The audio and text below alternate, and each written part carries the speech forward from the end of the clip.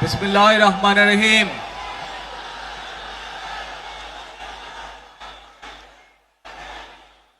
প্রিয় বাংলাদেশ,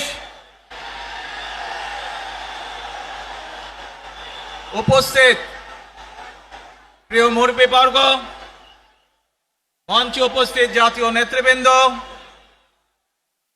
আমার সামনে উপস্থিত প্রিয় ভাই ও বোনেরা এবং মিডিয়ার মাধ্যমে সমগ্র বাংলাদেশ থেকে যারা দেখছেন এই অনুষ্ঠান, প্রিয় ভাই বোনেরা, প্রিয় মা বোনেরা, আসসালামু আলাইকুম।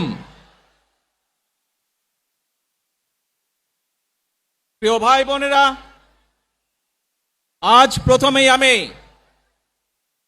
রাব্বুল আলামিনের দরবারে হাজারো লক্ষ কোটি শুকরিয়া জানাতে চাই। রাব্বুল আলামিনের অশেষ রহমতে আজ আমি আমার প্রিয় মাতৃভূমিতে ফিরে আসতে পেরেছি আপনাদের দোয়ায়, আপনাদের মাঝে। প্রিয় ভাই বোনেরা, আমাদের এই প্রিয় মাতৃভূমি 1971 সালে লাখো শহীদের রক্তের বিনিময়ে অর্জিত হয়েছিল। ঠিক একইভাবে 75-এ আবার 7ই নভেম্বর আধিপত্যবাদীদের হাত থেকে রক্ষার জন্য সেদিন সিপাহী জনতার বিপ্লবের মাধ্যমে আধিপত্যবাদের হাত থেকে দেশকে রক্ষা করা হয়েছিল। একইভাবে পরবর্তীতে 90-এ স্বৈরাচারের বিরুদ্ধে এদেশের জনগণ, এদেশের খেটে খাওয়া মানুষ তাদের গণতান্ত্রিক অধিকারকে ছিনিয়ে এনেছিল। কিন্তু তারপরেও ষড়যন্ত্রকারীদের ষড়যন্ত্র থেমে থাকেনি। আমরা তারপর দেখেছি 2024 সালে, 71 সালে এই দেশের মানুষ যেমন স্বাধীনতা অর্জন করেছিল, 2024 সালে এদেশের ছাত্র জনতা সহ সর্বস্তরের মানুষ, কৃষক, শ্রমিক, গৃহবধূ, নারী, পুরুষ, মাদ্রাসার ছাত্র সহ দল মত নির্বিশেষে, শ্রেণী পেশা নির্বিশেষে সকল মানুষ সেদিন 2024 সালের 5ই আগস্ট এই দেশের স্বাধীনতা এবং সার্বভৌমত্বকে রক্ষা করেছিল। প্রিয় ভাই বোনেরা, আজ বাংলাদেশের মানুষ কথা বলার অধিকার ফিরে পেতে চায়, তারা তাদের গণতান্ত্রিক অধিকার ফিরে পেতে চায়।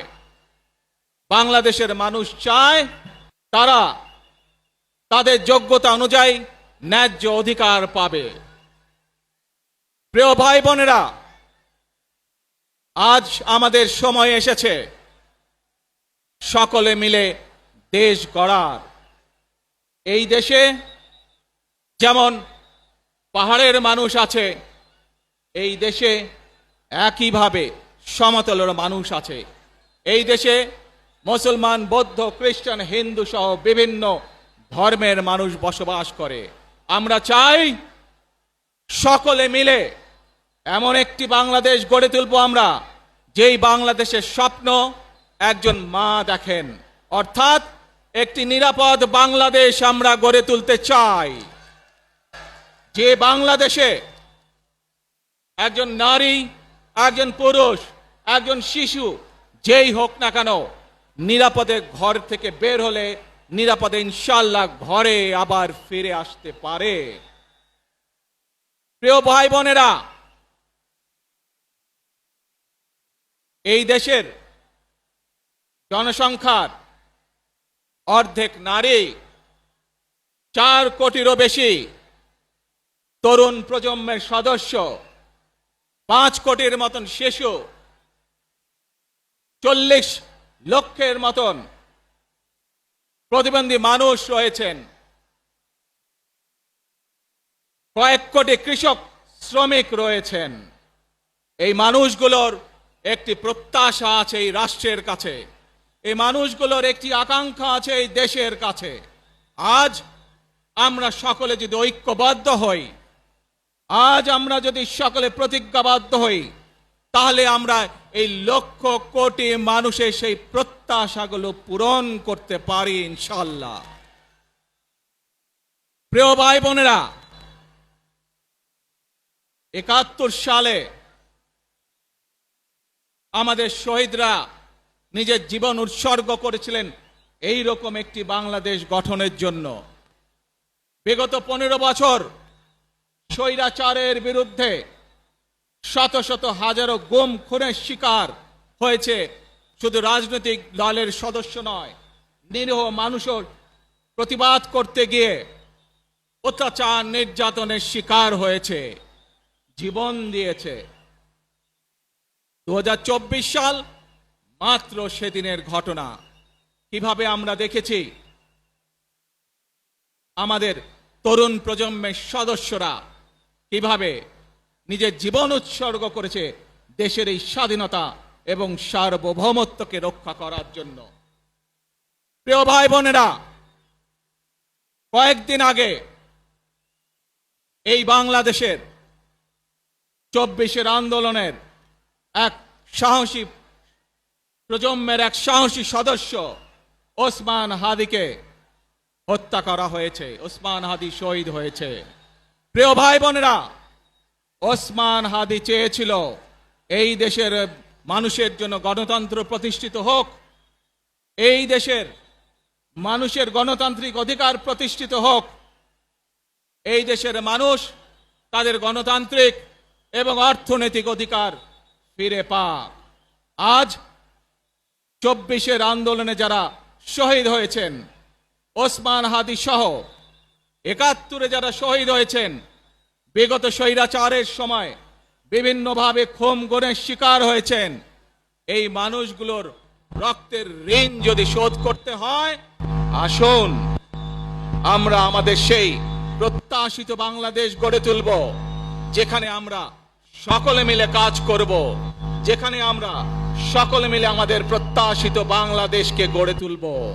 প্রিয় ভাই বোনেরা, বিভিন্ন আধিপত্যবাদ শক্তির গুপ্তচরেরা বিভিন্নভাবে ষড়যন্ত্রে এখন লিপ্ত রয়েছে। আমাদেরকে ধৈর্যশীল হতে হবে, আমাদেরকে ধৈর্য ধারণ করতে হবে। বিশেষ করে তরুণ প্রজন্মের যে সদস্যরা আছেন, আপনারাই আগামী দিন দেশকে নেতৃত্ব দিবেন, দেশকে গড়ে তুলবেন। এই দায়িত্ব তরুণ প্রজন্মের সদস্যদেরকে আজ গ্রহণ করতে হবে, যাতে করে এই দেশকে আমরা সুন্দরভাবে গড়ে তুলতে পারি। শক্ত ভিত্তির উপরে গণতান্ত্রিক ভিত্তি, শক্তিশালী অর্থনৈতিক ভিত্তির উপরে যাতে এই দেশকে আমরা গড়ে তুলতে পারি। প্রিয় ভাই বোনেরা, আমার সাথে আজকে মঞ্চে এখানে বহু জাতীয় নেতৃবৃন্দ বসে আছেন। আসুন আজকে আমরা দুহাত তুলে আল্লাহর দরবারে দোয়া করে আল্লাহর রহমত আমরা চাই। যে সকল জাতীয় নেতৃবৃন্দ এই মঞ্চে আছেন, মঞ্চের বাইরে যে সকল জাতীয় আরো নেতৃবৃন্দ আছেন, আমরা সকলে মিলে এই দেশকে নেতৃত্ব দিয়ে আমাদের বাংলাদেশের জনগণের প্রত্যাশিত সেই বাংলাদেশকে আমরা গড়ে তুলতে চাই। আমাদেরকে যে কোনো মূল্যে আমাদেরকে এই দেশের শান্তি শৃঙ্খলা রক্ষা করতে হবে। যে কোনো উস্কানির মুখে আমাদেরকে ধীর শান্ত থাকতে হবে। প্রিয় ভাই বোনেরা, আমরা দেশের শান্তি চাই, আমরা দেশের শান্তি চাই, আমরা দেশের শান্তি চাই। প্রিয় ভাই বোনেরা, মার্টিন লুথার কিং নাম শুনেছেন না আপনারা? নাম শুনেছেন তো আপনারা? মার্টিন লুথার কিং, তার একটি বিখ্যাত ডায়লগ আছে, আই হ্যাভ এ ড্রিম। আজ এই বাংলাদেশের মাটিতে দাঁড়িয়ে আপনাদের সকলের সামনে আমি বলতে চাই, বাংলাদেশ জাতীয়তাবাদী দলের একজন সদস্য হিসাবে আপনাদের সামনে আমি বলতে চাই, I have a plan for the people of my country, for my country. আজ এই পরিকল্পনা দেশের মানুষের স্বার্থে, দেশের উন্নয়নের জন্য, দেশের মানুষের ভাগ্যের পরিবর্তনের জন্য যদি সেই প্ল্যান, সেই কার্যক্রম, সেই পরিকল্পনাকে বাস্তবায়ন করতে হয়। প্রিয় ভাই বোনেরা, এই জনসমুদ্রে যত মানুষ উপস্থিত আছেন, এই সারা বাংলাদেশে গণতন্ত্রের শক্তি যত মানুষ উপস্থিত আছেন, প্রত্যেকটি মানুষের সহযোগিতা আমার লাগবে। প্রত্যেকটি মানুষের সহযোগিতা আমাদের লাগবে। আপনারা যদি আমাদের পাশে থাকেন, আপনারা যদি আমাদেরকে সহযোগিতা করেন, ইনশাআল্লাহ আমরা আই হ্যাভ এ প্ল্যান বাস্তবায়ন করতে সক্ষম হব। আসুন আমরা আল্লাহ রব্বুল আলামিনের দরবারে হাত তুলে প্রার্থনা করি, আমরা জানো হে রব্বুল আলামিন, হে একমাত্র মালিক, হে একমাত্র পরওয়ারদিগার, হে একমাত্র রহমত দানকারী, হে একমাত্র সাহায্যকারী, আজ আপনি যদি আমাদেরকে রহমত দেন, তাহলে আমরা এই দেশের মানুষ কঠোর পরিশ্রম করার মাধ্যমে আমাদের প্রত্যাশিত বাংলাদেশকে গড়ে তুলতে পারবো। আজ যদি আল্লাহর রহমত এই দেশ এবং এই দেশের মানুষের পক্ষে থাকে, আল্লাহর সাহায্য, আল্লাহর দয়া এই দেশের মানুষের উপরে, এই দেশের উপরে থাকে, ইনশাআল্লাহ আমরা আমাদের প্রত্যাশিত বাংলাদেশ গড়ে তুলতে সক্ষম হব। প্রিয় ভাই বোনেরা, আজ আসুন আমরা সকলে মিলে প্রতিজ্ঞা করি, আমরা সকলে মিলে প্রতিজ্ঞা করি যে ইনশাআল্লাহ আগামী দিনে দেশ পরিচালনার দায়িত্বে যারা আসবে, আমরা সকলে নবী করিম সাল্লাল্লাহু আলাইহি সাল্লামের যে ন্যায়পরায়ণতা, সেই ন্যায়পরায়ণতার আলোকে আমরা দেশ পরিচালনার সর্বোচ্চ চেষ্টা করব। প্রিয় ভাই বোনেরা, আজ আপনারা জানেন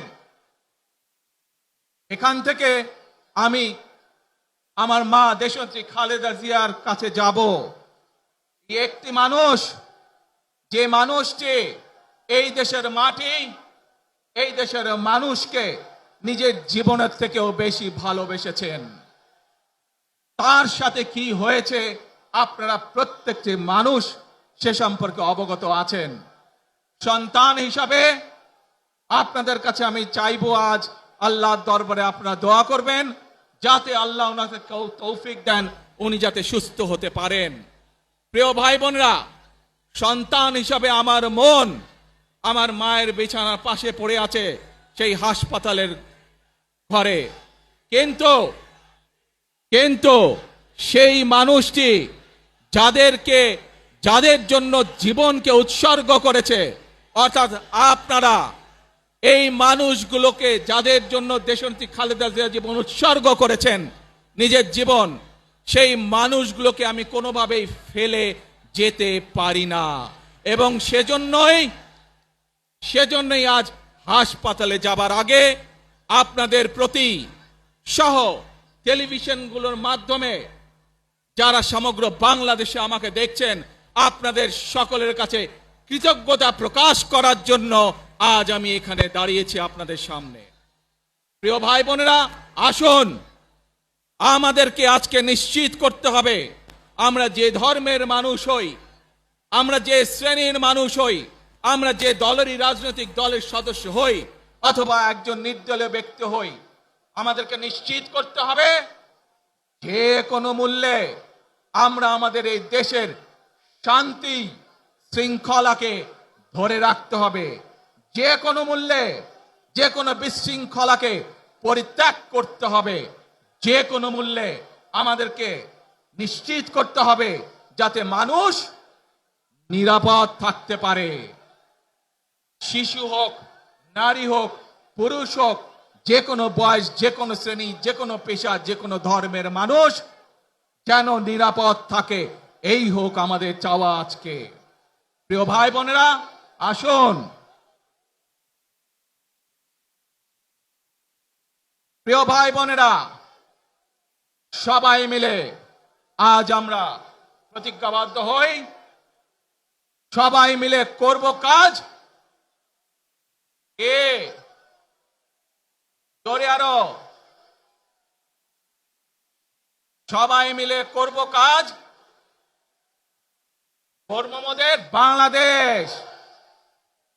ইনশাআল্লাহ আপনাদের সকলের কাছে দোয়া আছে, আবারও সকলকে যে কোনো মূল্যে দেশে শান্তি শৃঙ্খলা রক্ষার আহ্বান জানিয়ে যে কোনো বিশৃঙ্খলাকে পরিহার করে ধৈর্যের সাথে মোকাবেলা করার আহ্বান জানিয়ে আমার বক্তব্য শেষ করছি। আবারও আপনাদের কাছে কৃতজ্ঞতা প্রকাশ করছি আজকে আমাকে এইভাবে বরণ করে নেওয়ার জন্য। আল্লাহ হাফেজ। বাংলাদেশ জিন্দাবাদ, বাংলাদেশ জাতীয়তাবাদী দল জিন্দাবাদ। আসসালামু আলাইকুম।